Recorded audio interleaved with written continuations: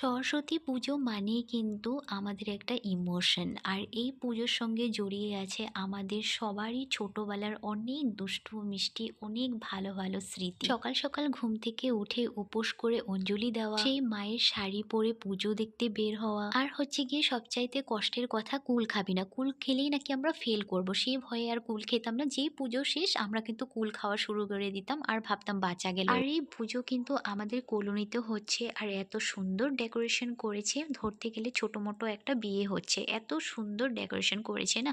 তো যাই হোক, পুজো ওইদিকে দেখাতে দেখাতে দেখো ছোট্ট একটা সরস্বতী মাকে তোমাদেরকে দেখালাম। আমি এখানে গেছিলাম পুজো দেখতে, তার মধ্যে দেখলাম যে একটা ছোট্ট সরস্বতী মা কি সুন্দর শাড়ি পরেছে, এত ভালো লাগছিল। ওকে আমি বলছিলাম বারবার যে কথা বলো কথা বলো, কিন্তু বলছিল না। ও কিন্তু আজকে হাতে খড়ি দেবে। আর সব থেকে বড় কথা হলো, আমাদের ডেকোরেশনের সাথে সাথে কিন্তু আমাদের মা সরস্বতীও কিন্তু খুব সুন্দর হয়েছে, দারুণ হয়েছে।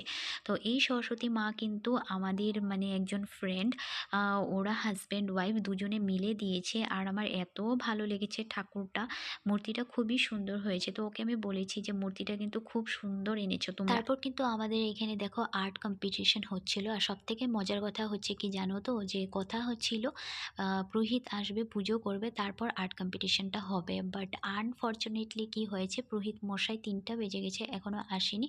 তো এদিকে কিন্তু আর্ট কম্পিটিশনটা চালু করিয়ে দিয়েছে।